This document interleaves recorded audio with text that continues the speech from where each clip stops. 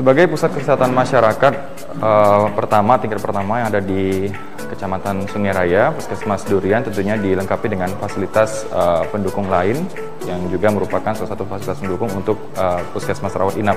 Seperti yang Anda bisa lihat di belakang saya, terdapat ruang rawat pria, ruang rawat wanita, ruang rawat anak, ruang bersalin, ruang nifas, dan untuk mendukung program penanganan stunting yang ada di kecamatan ini, Puskesmas Durian atau Puskesmas Sungai Durian juga memiliki ruang TFC atau Therapeutic Feeding Center untuk penanganan kasus stunting dan intervensi yang diberikan kepada kasus tersebut dari pelayanan kesehatan yang ada di Puskesmas ini.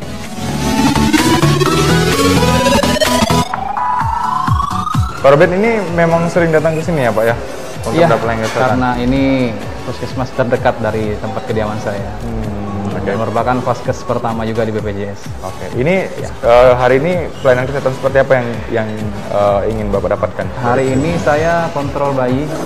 Bayi saya baru lahir, baru 4 hari yang lalu, 5 hari yang lalu lah sekitar gitu. Ini bagaimana tanggapan Bapak terkait pelayanan kesehatan yang ada di puskesmas ini? Alhamdulillah di sini sangat kerjasama yang baik ya, kerjasama sangat baik, terutama masalah rujukan. Kita kan minta rujukan, alhamdulillah selalu dikasih gitu untuk pelayanan BPJS-nya. Ya, seperti itulah. Oke. Di tengah pandemi seperti ini dimudahkan atau bagaimana untuk proses mendapatkan pelayanan, Pak? Kalau pelayanan di sini di tengah pandemi ini memang diatur jaraknya tuh. Karena kan banyak ibu hamil yang berbarengan mendapatkan pelayanan, tapi diatur. Pertama-tama dulu kita cek sini per 10 kalau nggak salah. Per harinya tuh ibu hamil per 10 diatur jaraknya. Ya, seperti itu. Oke. Iya. Berarti ini apa ya, pengaturan diberlakukan ini tidak menyulitkan? Tidak juga ya, karena kita pasti dapat dalam seminggu tuh tetap dapat giliran Pak.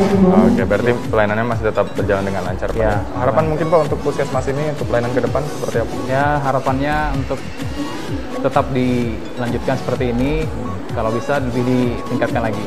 Oke, lebih ditingkatkan ya Pak ya. Untuk sarana prasarananya mungkin menurut Bapak ada yang kurang atau mungkin sarana sudah baik sejauh ini? Menurut saya sih lumayan ya, karena awalnya juga kan saya dari daerah. Jadi pindah ke sini lumayan besar itu. Oke, baik. Menurut saya. Ya. Baik, terima kasih Pak Robert. Silakan dilanjutkan untuk pelayanan kesehatannya. Pemirsa, kita masih akan ke beberapa poli atau pelayanan kesehatan yang ada di Puskesmas Sungai Durian, tetap di kesehatan masyarakat.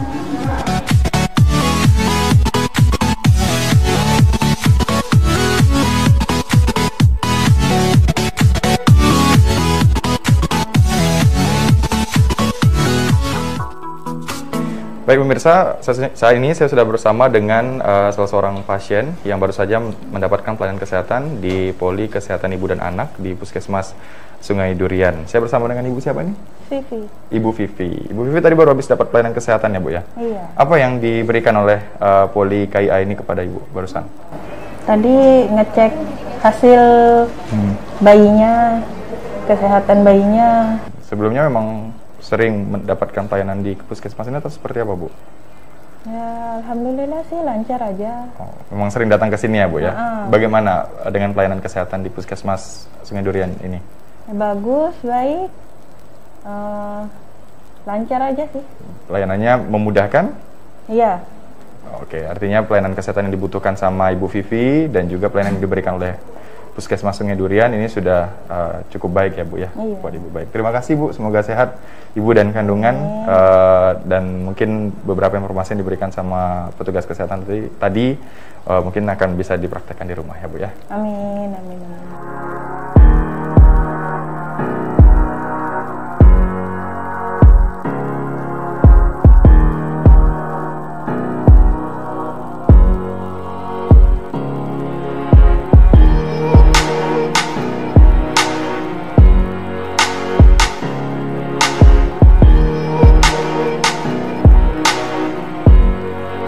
Pemirsa, saya masih di Puskesmas Sungai Durian bersama dengan Ibu Siti ya, dari Poli KIA dan KB ya Bu ya. Ini boleh dijelaskan kepada kita Bu, ini Poli KIA dan KB ini seperti apa pelayanannya Bu? Kalau Poli KIA dan KB itu meliputi kesehatan ibu dan anak, termasuk juga KB-nya. Terus jika ada pasien yang ingin persalinan, kita masuk ke ruang persalinan dia. sistemnya.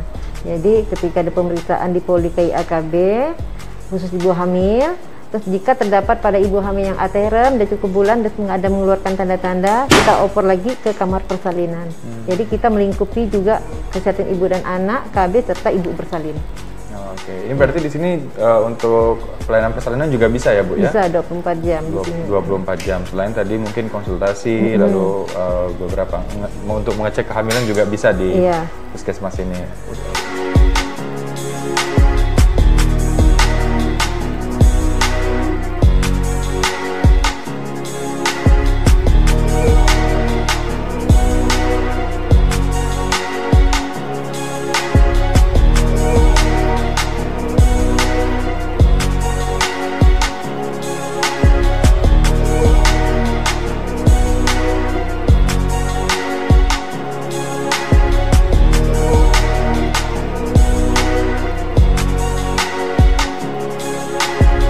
Fasilitasnya Bu, untuk pelayanan kesehatan khususnya mengecek kehamilan ini kan butuh banyak sekali alat yang... Kalau pelayanan kesehatan ibu dan anak di sini, sebelum kita melaksanakan pemeriksaan kehamilan, kita screening kesehatan dulu untuk ibunya. Itu pemeriksaan laboratoriumnya yang meliputi triple A, yaitu spilis, B20 dan HbSAg. Kemudian ada pemeriksaan darah rutin, terus ada pemeriksaan proteinnya, GDS, kita periksa semuanya. Setelah itu baru masuk ke ruang kamar pemeriksaan kesehatan ibu dan anaknya. Di dalam kita akan melakukan anamnesa, kemudian kita melakukan pemeriksaan kehamilan. Kita mempergunakan sekarang USG. Jadi sini ada pelayanan langsung setiap hari, pelayanan USG yang dilaksanakan oleh bidan dan dokter umum. Petugas kesehatannya ada berapa Bu? Kalau di Poli untuk ini? Poli KIA itu ada 5 orang, sedangkan yang untuk kamar persalinan ada 11 orang. Ada 11 orang. Ini untuk jam konsultasi, mungkin operasional juga, apakah mengikuti jam operasional dari puskesmas ini atau seperti apa Bu? Untuk Poli KIA dia mengikuti jam operasional sesuai dengan yang sudah ditentukan, 2 waktu. Dan untuk kamar persalinan kan 24 jam dia. 24 jam. Bu, ini di tengah pandemi COVID seperti ini yang belum berakhir, kadang ada kebimbangan masyarakat untuk datang memeriksakan kehamilan ke pelayanan kesehatan. Nah, ini bagaimana Bu menyikapi ini dari Poli KIA dan KB? Kalau untuk Poli KIA biasanya kita gini, kita ada punya yang namanya jaringan, yaitu Polindes dan Pustu. Kita kontak bidan desanya. Kalau waktu COVID kemarin, untuk sampai sekarang juga, kita sistemnya daftar lewat bidan desanya WA ke bidan di Poli KIA-nya. Ini berapa orang pasien yang akan didaftarkan untuk di Poli KIA, karena ada sistemnya distancing sosial kan, menjaga jarak juga, menjaga pasien yang kita tidak seperti dulu lagi. Kalau seperti dulu mungkin satu hari pelayan bisa 50 orang sampai 60. Untuk sekarang masa COVID paling kita banter untuk 20 orang. Kita memberi jarak juga ke pasiennya. Yang mana pasien yang perlu dikonsultasikan dulu, yang mana tidak. Oh, ya, pasien ini yang perlu kita konsultasikan ini memerlukan perawatan yang dulu. Oke, berarti ada skala prioritas ya Bu Iya, ya. Lalu juga ada juga jenjang tadi dari Posyandu atau bidan Polindes dan Polindes seperti itu, Pustu untuk kemudian kita dengan nanti baru dirujuk ke sini atau mungkin diarahkan ke sini ya. Oke, baik. Terima kasih Ibu Siti atas waktunya. Ini silakan dilanjutkan untuk pelayanan kesehatan kepada masyarakat di Poli KIA dan KB. Terima kasih.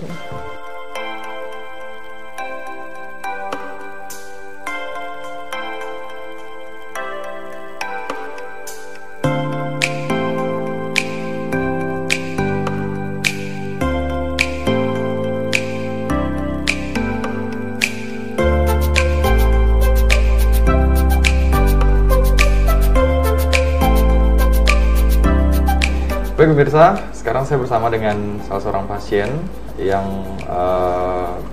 sedang menerima pelayanan kesehatan di Puskesmas Sungai Durian. Dengan Ibu siapa ini Bu? Ernawati. Ibu Erna. Ini bawa anak ya Bu ya? Habis dapat pelayanan apa? Berobat. Oh, berobat. Kenapa adiknya Bu? Alergi. Ini memang sering datang ke sini untuk pelayanan kesehatan? Iya, sering. Dari anak pertama sampai anak kedua. Pelayanan kesehatan seperti apa yang sering didapatkan di sini Bu? Biasanya sih untuk berobat sakit, alergi. Oke. Untuk pelayanan sendiri sudah cukup baik menurut Ibu? Untuk obatnya apa segala macam? Baik. Oke, untuk rujukan-rujukan seperti itu? Sudah pernah baik. Sudah pernah ya Bu ya? Ini memilih puskesmas ini apa karena memang dekat rumah atau memang karena pelayanannya menurut Ibu Erna ini memuaskan nih, bisa memberikan pelayanan kesehatan kepada Ibu?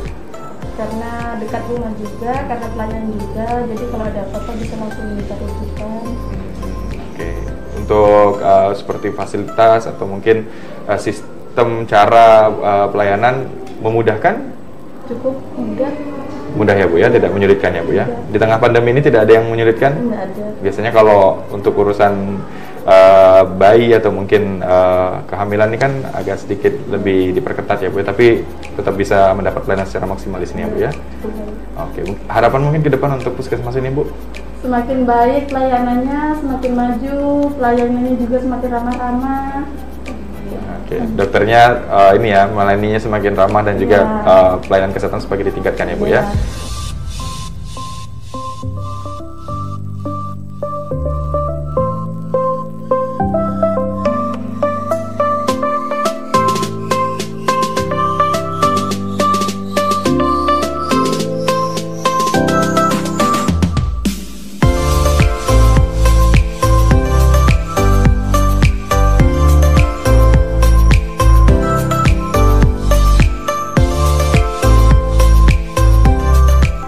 Nah, pemirsa, selain bersama dengan salah seorang pasien yang mendapatkan pelayanan kesehatan di Poligizi ini, saya juga sudah bersama dengan salah satu tenaga kesehatan. Untuk pelayanan apa ini Mbak barusan Bu Erna ini? Jadi kalau di Poligizi ini kita melayani penimbangan, pengukuran pengukuran tinggi badan, pengukuran lingkar kepala, serta penentuan status gizi. Itu pelayanan yang diberikan di Poligizi ini Poligizi, ya Bu ya? Selain itu dilanjutkan juga dengan pengobatan MTBS, manajemen terpadu bayi sederhana ya, yang dilakukan oleh bidan. Oh, dilakukan oleh bidan. Iya. Oke. Ini kita tahu bahwa Puskesmas Sungai Duren ini kan salah satu puskesmas yang fokus terhadap penanganan stunting. Gizi ini kan menjadi salah satu faktor nih, Bu. Nah, ini bagaimana untuk pelayanan kesehatan seperti itu, Bu? Jadi kalau stunting itu kita yang pertama pengukuran dan penimbangan dengan benar menggunakan alat yang tepat dan metode yang tepat, lalu menentukan status gizi. Nah, jika saat pengukuran tersebut ditemukan ternyata terindikasi stunting, nanti anak tersebut akan kita berikan berupa PMT seperti itu. Intervensinya itu diberikan ketika ibu hamil atau seperti apa, Bu?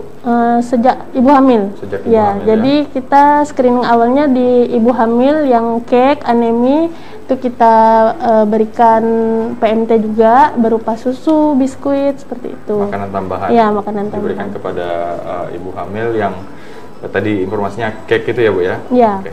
Untuk fasilitas sendiri di sini, Bu, khusus untuk gizi mungkin seperti apa? Fasilitas sih di sini lengkap. Cukup lengkap ya? Ya, cukup lengkap. Alat-alatnya memadai. PMT juga cukup lengkap. Jadi dari susu, biskuit semuanya tersedia di sini. Kasus yang paling banyak ditemui terkait gizi kalau di puskesmas ini apa saja, Bu, di masyarakat sekitar? Kasus yang sering ditemui yang pasti sih stunting ya, Mas ya. Kadang dari 10 anak yang kita ukur tuh biasanya 2 sampai 3 yang stunting. Nah, selain itu kalau gizi buruk mungkin udah mulai jarang sekarang. Sama gangguan tumbuh kembang ya Kak Fia ya, biasa yang kita temui seperti itu. Ada langkah preventif yang diberikan kepada masyarakat mungkin seperti sosialisasi ke masyarakat atau memang bentuknya ketika ada yang datang dan berobat baru diberikan informasi, itu seperti apa, Bu? Langkah preventif yang pertama itu pasti lewat posyandu. Jadi deteksi dini awal itu kita perkuat lagi di posyandu melalui kader-kader kesehatan kita. Terima kasih Ibu, Bu Erna dan juga Mita. Mbak Mita dari Poligizi ya.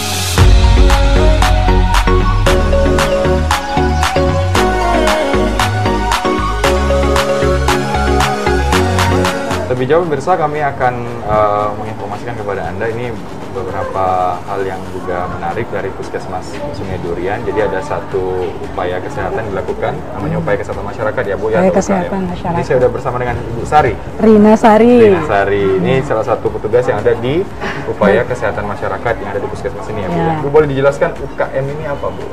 Oke, sebenarnya kalau upaya kesehatan masyarakat, Puskesmas itu salah satunya memang kegiatannya berbasis ke masyarakat. Jadi bukan hanya yang di UKM ini, sebenarnya semuanya menjadi satu kesatuan kegiatan tersebut untuk mensejahterakan kesehatan masyarakat, seperti begitu. Nah, UKM itu terdiri dari dua sebenarnya. Ada yang disebut dengan UKM esensial, ada yang disebut dengan UKM pengembangan. Nah, kebetulan saya sebenarnya di bagian UKM pengembangan. Nah, esensial terdiri dari ada yang promkes, kesling, seperti ini gizi. Ketiga dan Ya, kalau yang di bagian pengembangan bisa lansia, haji, banyak sebenarnya ya. Nah, yang mau diketahui detail tentang itu banyak sebenarnya mengenai kesehatan masyarakat. Berarti lebih sering turun ke lapangan ya Bu ya? Atau Ya, seperti apa? ya. Jadi kalau kesehatan masyarakat sebenarnya itu adalah kegiatan bukan di dalam gedung. Yang diutamakan adalah kita untuk lakukan ke lapangan. Jadi bisa melakukan kegiatan di desa-desa atau kegiatan tertentu yang nanti terdiri dari beberapa orang atau beberapa anggota, misalnya kebidanan, keperawatan, yang terdiri dari banyak kegiatan, mau posyandu lansia, posyandu, dan lain-lain. Oh, Oke, berarti secara jelasnya mungkin memberikan sosialisasi juga pemahaman. Ya, kepada masyarakat itu Bu, ya? termasuk ke dalam kategori promosi kesehatan. Kalau edukasi, sosialisasi, itu termasuknya ke dalam bidang promosi kesehatan. Jadi include banyak sebenarnya. Bisa masuk kesling, bisa masuk promkes, bisa masuk pemantauan, itu tadi surveillance. Kalau surveillance itu lebih ke pemantauan. Kalau K3, kesehatan kerja. Karena kan di wilayah kerja terkadang ada tempat-tempat perusahaan misalnya salah satunya, atau petani, banyak.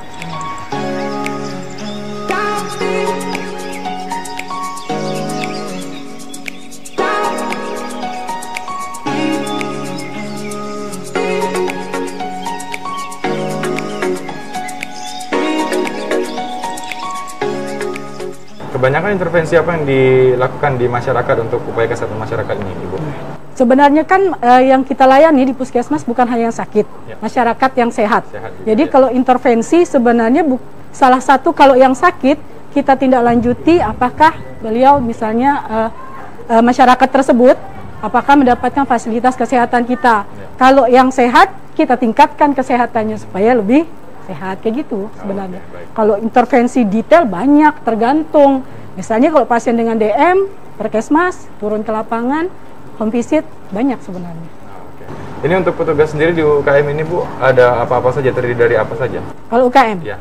Tadi kan UKM sudah dijelaskan ada dua, UKM pengembangan dan UKM esensial. Kalau petugas sebenarnya seluruh Puskesmas itu termasuk ke dalam anggota. Nah, cuman kalau UKM esensial itu tadi kan ada promosi kesehatan, kan tidak mungkin melakukan pelayanan, tapi dia lebih untuk edukasi, kan seperti itu. Terus kalau surveillance kan tidak mungkin melakukan pemantauan, kecuali kesling, kesehatan lingkungan yang berhubungan di dalam gedung, tapi dia lebih untuk melihat kesehatan lingkungan di luar, seperti di wilayah masyarakat, per desa, pemantauan. Misalnya ada pasien DBD, jentiknya, misalnya ada jentik atau tidak seperti itu. Baik, terima kasih Ibu Sari atas waktunya. Ini saya masih mau lanjut lagi melihat beberapa pelayanan kesehatan yang ada di Puskesmas ini. Selamat bertugas kembali. Ya.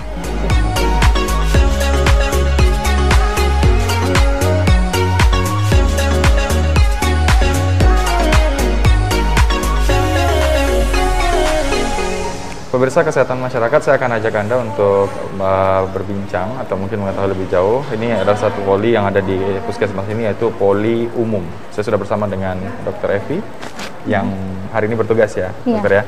Boleh mungkin Dokter disampaikan kepada saya dan pemirsa di rumah, ini di poli umum ini jenis kegiatannya seperti apa? Ya.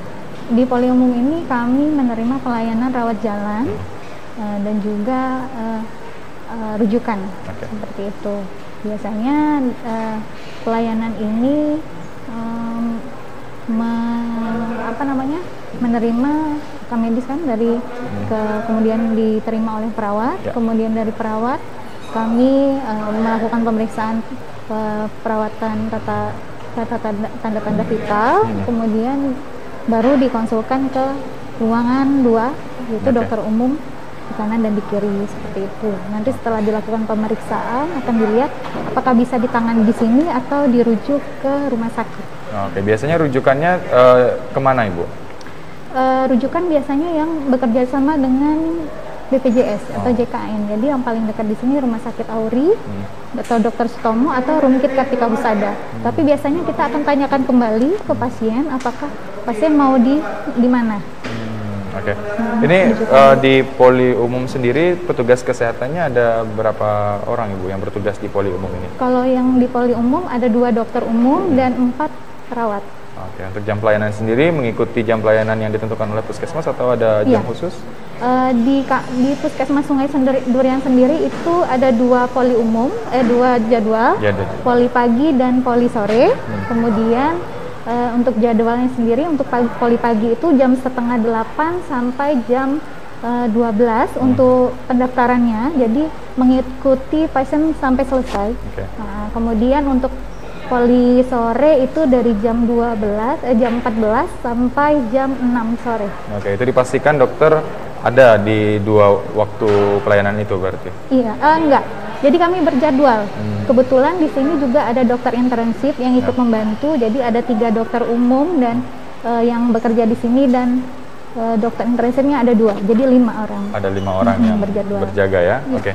Ini untuk pandemi COVID-19 ini apakah ada penyesuaian untuk protokol kesehatan atau seperti apa pelayanan tentu di tengah saja, pandemi? Ya, ada. Jadi memang kami di sini dibagi beberapa zona, setiap ruangan bisa dilihat sini mungkin ya. Di sebelah sana ada zona kuning, jadi kami harus memakai baju gown, kemudian masker tentunya, dan harusnya ada face shield-nya gitu, dan sarung tangan. Seperti itu.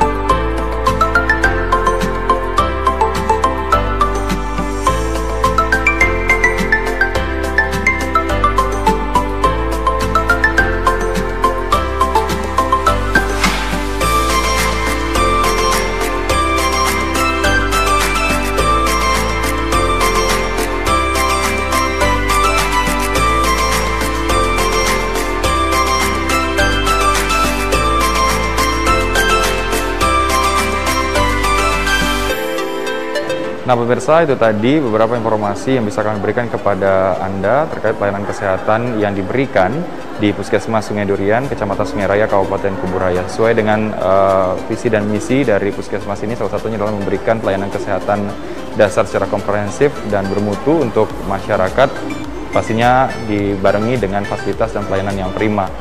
Semoga tayangan ini menginspirasi dan memberikan informasi yang baik kepada Anda di rumah. Tetap saksikan program Kesmas Kesehatan Masyarakat hanya di TVRI, Media Pemersatu Bangsa.